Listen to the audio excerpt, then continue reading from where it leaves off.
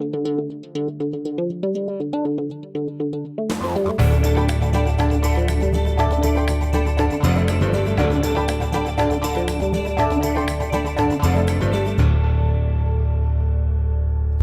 provided by Walters, Papillon, Thomas Cullins, LLC, specializing in business litigation and personal injury cases for over 40 years. I thought it was a joke when they wanted me to come on Blood Drive Day. I wonder if it had anything to do with the topic or not, but surely it's a pleasure to be here today to talk to you guys. Just want to always start with you and thank you for allowing me to be your district attorney and do what I do and work with the best people in the state, in the city, with the assistant DAs and the judges and the public defenders, but particularly my office, many of those who are here today. I work with some of the best people around, and they fight the fight for you, and they are fair at what they do, and I'm glad to be here. As you heard, I have some family members here. My wife is works with the public defender's office. I invited her to come. She said she's already heard all that stuff from the DA's office. Could make it. My daughter Hayden is, as you know now, a lawyer in the big law firm here. Son Hillar is here with his lovely girlfriend, Miss Diana. She's a second-year law student at Southern Law Center where we all graduated.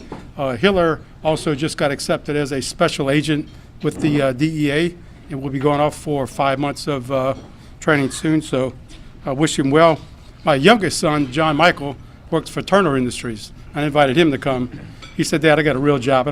Can't have time to listen to all the stuff that you put on television." So what I'd like to do today, and I will literally run through this PowerPoint. There's a lot of stuff that's in here. I want to give you as much as I can. And what I'd like to do is talk to you about what's going on in Baton Rouge. This thing that we're talking about today, State of Crime 2018, is an 88-page paper that we put together at the beginning of last year, 2017, after we wound up with 104 homicides, to take a look at where we were, where we are now, where we want to go, and this is the culmination of that effort. Times are different now. Fighting crime is completely different than it was when I started 44 years ago. Phones very seldom ring nowadays. Now it's all about data and data collection and computers and how we do our job better. We now need analysts. I didn't know it until I heard Coach Ogeron speak the other day. LSU football has 5 analysts that take 2 games, and they work on that one opponent for an entire year before the game. Just think if we were able to put analysts together with what we try to do. We do have analysts. We have 1 or 2 for all the things that we deal with, but that was an important point for me to hear when I met with him. But as you can see, State of Crime, we now take evidence-based approaches, and it's not only police, it's always going to be about the community. Let's take a look at where we were. And I know there's a pointer here, but look at 2007, 94 murders that year. That's a big number. I began DA in 2009, 87, and then you see 2017, last year, 104. The look in between here, it's a 64 at 2013. That's the year that we began the operation kind of ceasefire model, group violence reduction. So we know that we have problems with homicide. You see the numbers, way too many for a city our size. We know that there's some things that we can do, and if we implement those things, we know that we can be successful in combating crime. Take a look at the next slide. This is murder by month. And although things were so bad last year with 104, and we started off this year with a bad number, look at the bottom, 2018, January 4, February 10, 9 in March, 4 in April. Then look at May. May was a big number. That was a bad month for us. We were on pace to pass 2017 and make 110, 118 homicides. But take a look at what's highlighted for June. June, July, August, September are very big, dangerous months. It's when children are out of school. It's when they're idle, things happen. But look at what's happened here. So all the criticism that we get, and you go from the mayor, the chief, the sheriff, the DA, police, law enforcement, all the things that we get said about when things are really bad, we also, I think they should be, these men and women should be complimented when things are really good. And look at those numbers. Starting in June, we started to see a decline. And look at July. Last July, we had 11 homicides. We had 3. Look at August, 15. We're in August now, we're at 2. That's 2 too many. And that was just recent. But we now, as of that day, we're on track. The Baton Rouge Police and the Sheriff's Office, along with some data collections through intelligence and a crime strategies unit I'll talk about in a little while, have identified those guys that are most active trigger pullers, the most potential victims, and they have worked tirelessly over the summer to go after these trigger pullers and make their lives different than what it should be. And I believe that you're seeing the result of not only that, but also the community collaboration. At this point, the chief tells me that we now at a 61% solve rate for homicides. The national average is 50. Some hover around 40. Some cities have 15. So we are also now hopefully getting the help of the community, which we desperately need. So we hope that number at the end, 52, does not get much bigger. We still have September, which is always, as you can see, a very big month, and for some reason December. So we have a long way to go, but we are committed to keeping this number down. If you want to follow homicides, it's a shout out to the Advocate. The Advocate has this website that you can click on. The Advocate's information is extremely accurate. We touch base with each other often, and they do get this down. You'll see the trend lines, and they'll also tell you exactly where these homicides are, which you may want to be interested in. Other thing I think you see is interesting here. Look at, I thought I highlighted it, but it didn't, and look at the zip code, 70802. We always have talked about 70805. Look at 05 right now. It's 5 homicides. Remember in the past, I'd be here, it's 15, 20. It's 5. We have concentrated our efforts in 5, and it's paid off. Now look at 70802. 70802 is always neck and neck with 70805. That shows you things have changed. So is it displacement? Or are you pushing things out of 05, moving it to 02?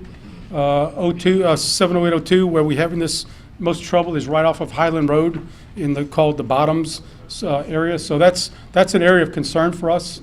You will see also 70806, which is 7, and 70817. So this is areas that we have to concentrate on.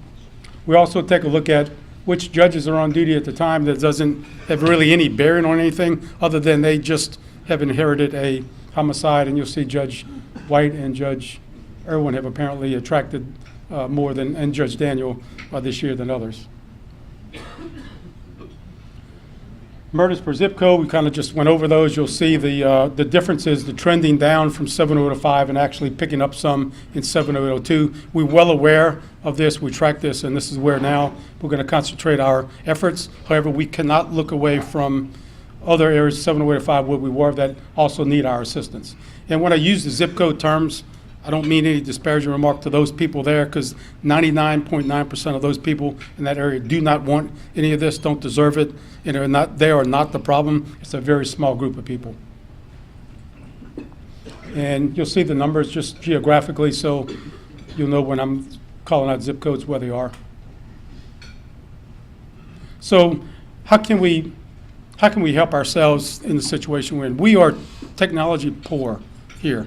Since doing this paper with Baton Rouge Area Foundation and the Chamber, along with Mr. Bobby Gaston and the group, we have been making the rounds, eating a lot of breakfast and a lot of lunch, asking people to give us money so we can have crime cameras, license plate readers. Can we do a real-time crime center? What do we need to get out of the problem we're in? And as you know, the city and the state, they don't have the money to give us, so we're actually asking others to give us money. We're looking for grant opportunities. And so where do we need the money? The Sheriff's Office is almost back to full strength. They were hurt bad during the flood, as were the city police. As you know, the Baton Rouge police are always trying to attract new members, particularly minorities, which has been extremely difficult to do. They are still down, and it does affect what we do by not having enough officers on the street. So we need to fill that. That money is there for that. We just have to attract the candidates. We need a new prison. That prison, we are going to be sued. We're going to be in a consent order. We need a new prison badly for many, many different reasons. And it's coming sooner or later, one way or the other, and it costs a lot of money. We need a new juvenile complex. That complex is so old and dilapidated that you would be disgusted when you go there to say that this is your facility that your parish runs and owns. We need the Bridge Center. Ms. Hobdy's here. She testified at the city council, and we have a city councilman here. Thank you for allowing us to go forward with the Bridge Center. Nobody wants a new tax. I don't want a new tax. This is desperately needed. We are putting mental patients in prison because we have nowhere else to put them. You don't want to go to Our Lady Lake Hospital because you're going to deal with all of the police and the mental health patients when they try to take them there. So this is a crisis that we're having. And we are incarcerating these people when we should not. It leads to suicides, leads to problems in the prison. We need to treat these people better, and this is the only way that we can do it. Hopefully you will support this vote when it comes up. We need to implement a focused deterrence. It's truce. It used to be brave. You know, we have now restarted truce, and we'll talk about that in a minute. And that's, I think, one of the reasons that you see the difference in the homicides is that refocusing, the rebranding. Illegal gun strategy, we have implemented that beginning the first of this year. We have 1,800 gun cases every year. The Baton Rouge police used to pull off the street 10 guns a week. They're now pulling around 100 guns off the street a week. Now, that sounds bad. It is bad. However, they are stopping folks with guns and drugs and doing stupid things and getting the guns off the street. That doesn't necessarily mean that I have a provable case once I get it. When you have one gun in a car with 4 people and it's in the center underneath the seat, whose gun is it? You have to DNA swab everyone in the car. You know how tough that is to get that tested at the crime lab. No one's going to admit to a gun. If there's a felon in the car, somebody that's not a felon may take credit for the gun. Nobody talks. It's a very difficult case to prove. We're asking our prosecutors to step it up. We're trying to build these cases much quicker. But that is part of our strategy, and we'll see what happens. It's a difficult problem. It's a problem that there are DAs that have all around the country with guns. Continue to build our crime strategies unit along with academic support. We'll talk a little bit about that later. Expanding technology support. We are very poor. You'll see in a minute on license plate readers, shot spotters, crime cameras, and a real-time crime center. Truce. The new name used to be Brave. We have a brand new executive director, Aisha Burgess, an outstanding young lady. It's a 501c board. We have a regular board. It's both private and governmental funding. We have the same mission, same message, same mission to stop kids from killing each other. The same mission. The first, we've already had our first call-in, which was usually successful. We took in 25 young kids who are highly at risk and brought them to this call-in. We call them in to a meeting and give them the message: put your guns down, take our help. Second, put your guns down, don't take our help, just don't shoot. Third, shoot somebody, and we're going to have to do what we have to do. At that message, we give that message as law enforcement. Also supporting behind us are faith-based and community leaders. At this last call-in, we had 2 African-American males who told their story that one used to be a drug dealer in New Orleans, another was a drug dealer somewhere else, had been convicted, had been through the system, and they told them that they've now been educated. Look at me, I got a good education. I was like you, you can be like me. And then they reached behind the railing and they put on a white coat. They're both surgeons, one in Baton Rouge, one in Lake Charles. Powerful, powerful message. What brought the house down, however, was Les Miles sat in the jury box. And when he walked in there, you could see these kids, many who were in prison and detention, they were hitting each other like, what is Les Miles doing here? And then sitting in front of them was a prisoner. They had no idea who that prisoner was. They just thought he was there because we were in a courtroom. It turned out that at the end of the day, after the doctor's talk, which couldn't be more powerful, the prisoner stands up and says, I want to tell you, I used to be like me. I used to be like you. Things have to change. I have 3 children. I've never been able to see my children outside of prison. Every now and then I may see my children on television.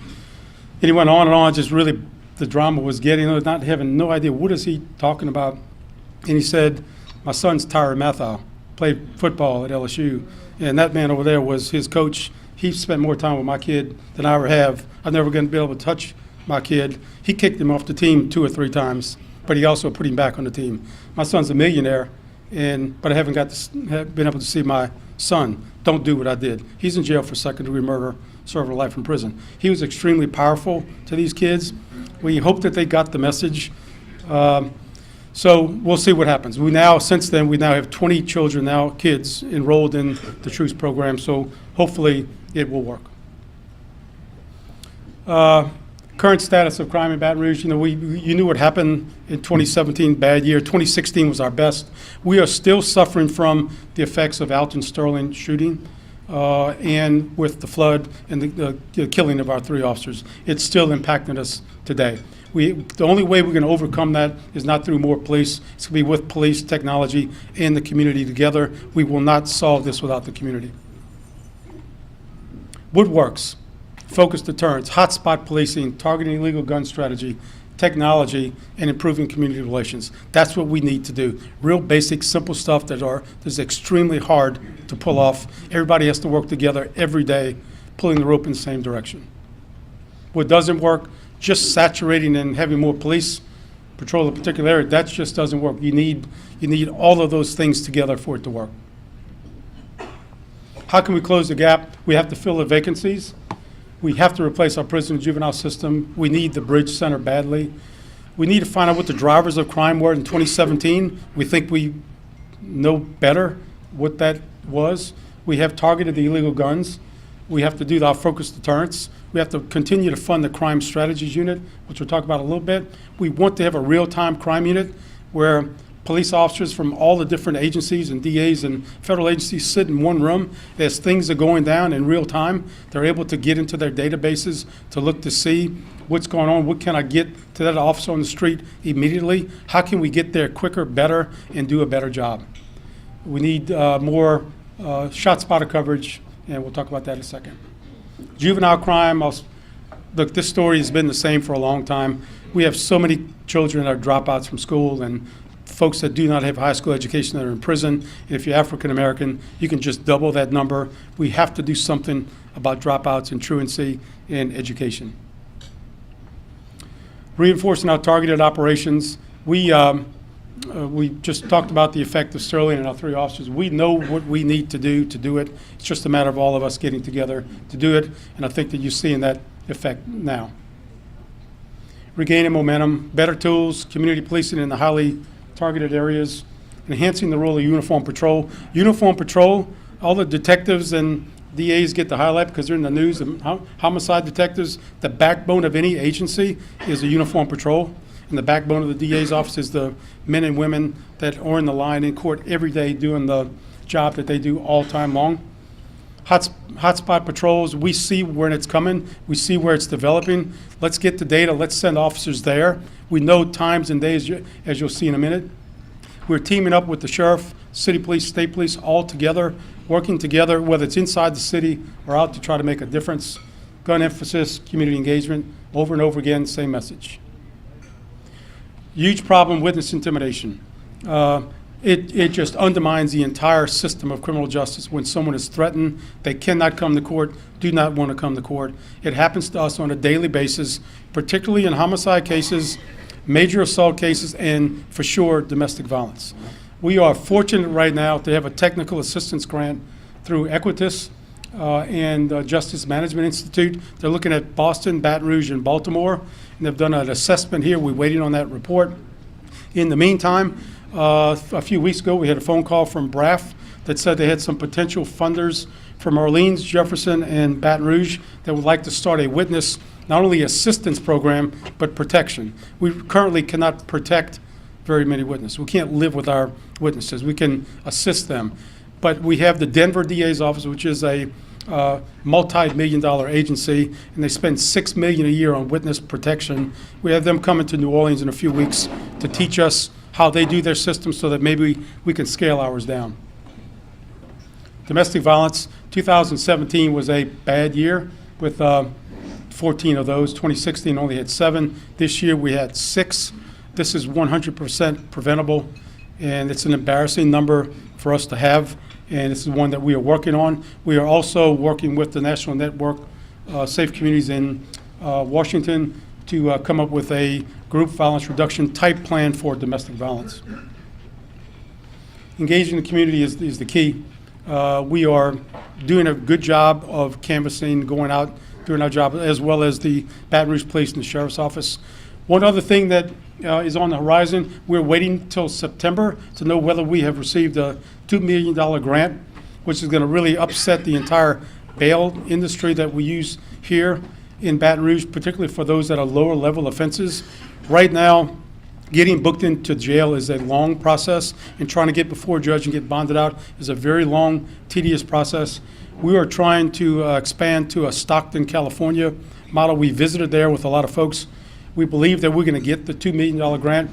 We believe that you'll see people getting in and out of prison much quicker, the ones that should be out of prison once they're booked, and we're holding in there those that should be kept in prison, and money hopefully will not eventually be the issue, and that's going to be a big deal for us. We talked about developing an illegal gun strategy. We are at that.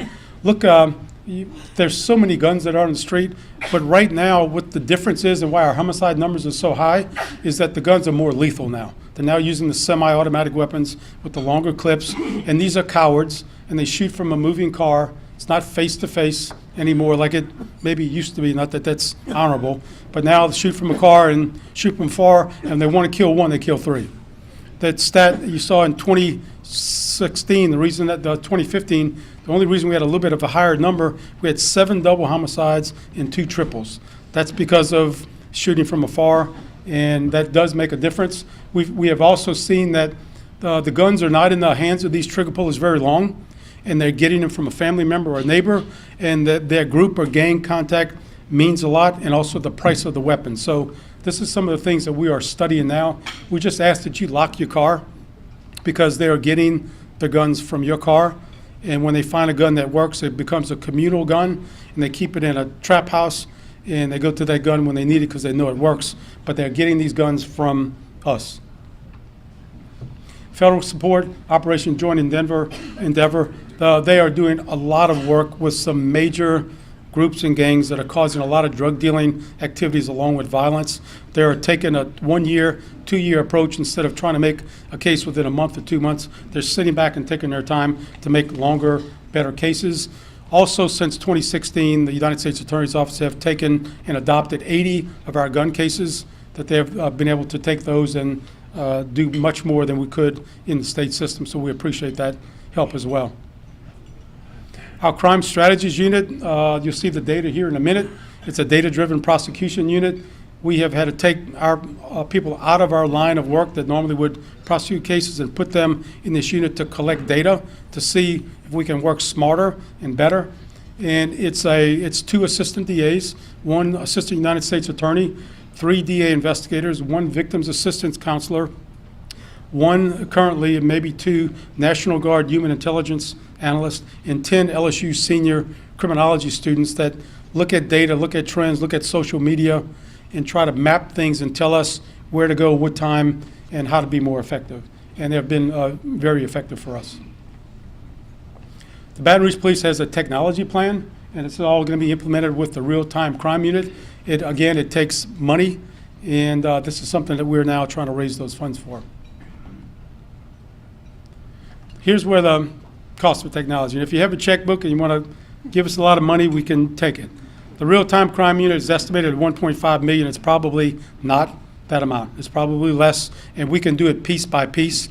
But that's something that we are going to work on. We have been working on bit by bit. License plate readers. These are extremely effective. They're $18,000 each. I know it says 15, but they're actually 18. They don't take a day off. They work in the rain. They don't have children's soccer games to go to. They're in one spot unless we make them mobile. And when we're looking for a certain license plate, we put that license plate in, and when that car runs through that license plate reader, it tells us on our phone as an app that we have, the license plate just went through. We have one in front of the Tigerland entrance that a donor gave to us. It hits every day on something, whether it's a felon in possession or an armed robbery, hits often. Problem with Tigerland is the back entrance, and Tigerland homeowners have just gotten together and come up with 18,000. We will be putting one in the back entrance. Tigerland will be locked down for license plate readers, so I'm not sure what the light came on, but maybe it's a donation that someone has.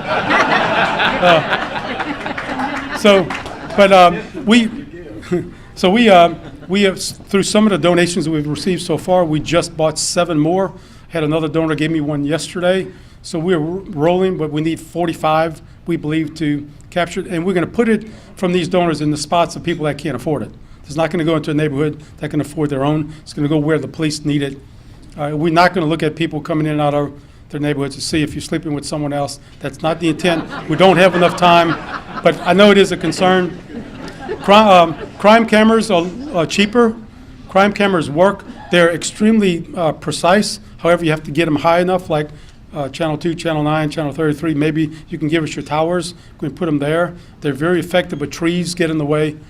So this is something that we're working on crime camera-wise. Portable radios, that's a need that everyone has. Video server, things that we need. Shot spotter. So shot spotters. I don't think I have a map. I do not. So we have how many square miles in Baton Rouge? 200 and something. We have 6 square miles of shot spotter coverage. Anytime you shoot a weapon within shot spotter, it immediately comes to our cell phone as a text and then as an email. It shows you the location with a picture of where the shot was. If you have multiple shots and you're going down the street, it shows you multiple as they going down the street. It gives you a longitude and a latitude. Policeman gets in his car, he knows exactly where he's going, what to look for.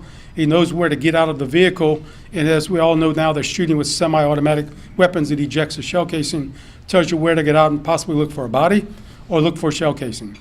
We collect shell casings because they're through the NIBIN system. You're able to look at that shell casing just like you do a fingerprint. It's unique to that gun. And we get to track all of these different shootings of all the shell casings we pick up, and we're able to link them together. If we ever find that shell casing, we know we have that gun with a person, we know we have someone that we need to talk to. So, but we only have 6 square miles. We need many more miles. And I only have 5 minutes I have to run. Some of the initiatives we're doing, I'll run through that. Grant funded, one of the projects LSU is working on is a cyber infrastructure for Baton Rouge. Hopefully we'll get that grant. It's $2.5 million. Very smart people. License plate readers, you see the costs. Crime cameras, shot spotter, just went over that. Good. So here's the crime strategy unit. This is the cool stuff, the numbers and things that this unit puts out. Here's an overview. This is a July overview of SFA, that shots fired analysis. And you'll see the boxes there, that's actually shot spotter coverage. That's where we have them. So you can see there's some red hotspot areas that we're missing that we kind of need. And you'll see the information that they give you, the bottoms, the avenues, Dixie, Brookstown. Yeah. And trends. Look at a big peak on the left-hand side. Those are Tuesdays. It's been, for some reason, Tuesdays have been a hot day as well as Sunday. So trying to figure that out. But we wouldn't see that otherwise if we wouldn't have looked at the data. Tuesday wouldn't have hit us. But look at the numbers on the left-hand side for June and July. The significant part is not only are the murders down, but when you look at the shots fired down, the number of shots fired are down to 12 to 15 a night that we know of, whereas in the past, before, like May, we're averaging 30 to 35 per night in the shot spot areas. And remember, we only have 6 square miles. So shots are down, murders are down. That's what our goal is.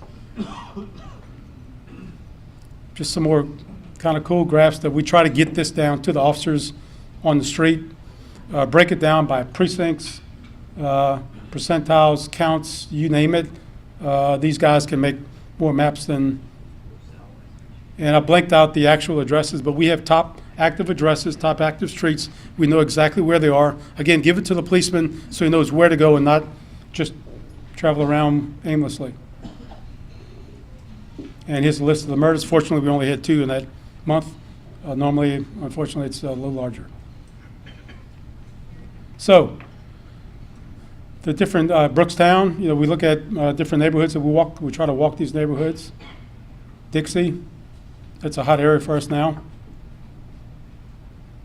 The bottoms, that is 70808, 02, that's right off of, by LSU, off of Highland Roads, is called the bottoms. So, you get an idea of what we are looking at. So it is different now than it used to be 44 years ago when I started. Things have changed.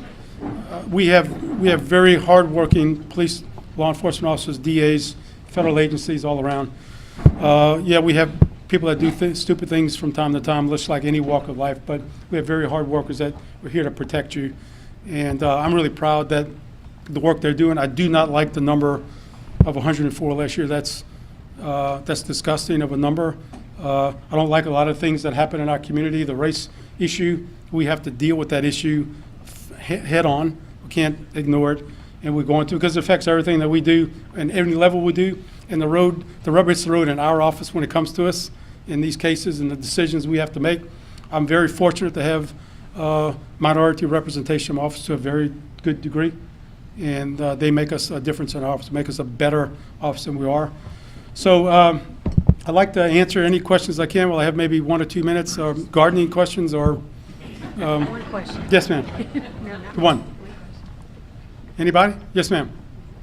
How do you feel about the prison reform that was passed in the last year or two? What are your thoughts on that? You sure you're not with the newspaper? So the DAs, unlike the sheriff's office, the DAs voted in support of all 10 bills. Do we have some heartburn on some of them? Yes. Do we think that some of them we eventually need tweaking? Yes. We knew that going in. We're going to go back. We met with the governor yesterday. We have a slight issue of what is considered recidivist. Is it upon conviction or is it upon return to prison by arrest? That's a technical issue, but we are all on the same page.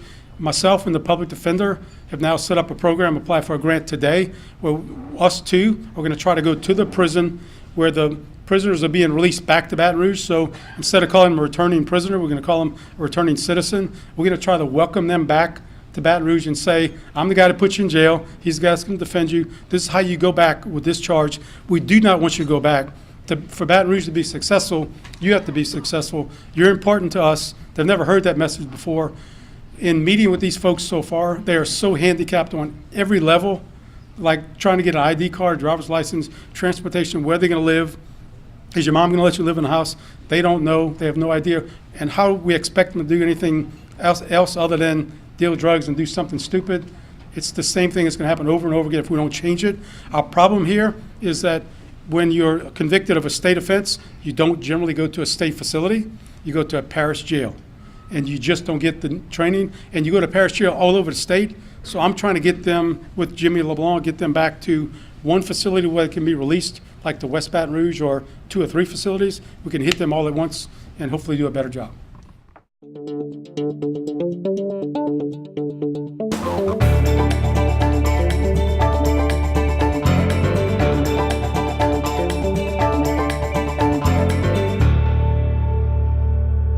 Support provided by Walters, Papillon, Thomas Cullens, LLC, specializing in business litigation and personal injury cases for over 40 years.